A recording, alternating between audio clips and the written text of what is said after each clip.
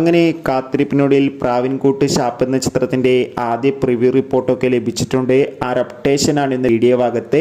വീഡിയോയ്ക്ക് മുൻപ് video like ചെയ്യുക, ചാനൽ സബ്സ്ക്രൈബ് ചെയ്യുക. ജനുവരി മാസം ഇനി ധാരാളം ചിത്രങ്ങൾ അങ്ങോട്ട് OTT റിലീസ് ചെയ്യും. നമ്മുടെ ചാനൽ ഭാഗം പരിശോധിച്ചാൽ നിങ്ങൾക്ക് ആ വീഡിയോയൊക്കെ കാണാൻ വേണ്ടി സാധിക്കുന്നതായിരിക്കും. സൗബിൻ, ബേസിൽ ജോസഫ്, ചമ്പൻ വിനോദ് എന്നൊക്കെ പ്രധാന കഥാപാത്രങ്ങളായിട്ട് വരാൻ പോകുന്ന ചിത്രമാണ് പ്രാവിൻകൂട്ട് ഷാപ്പ്.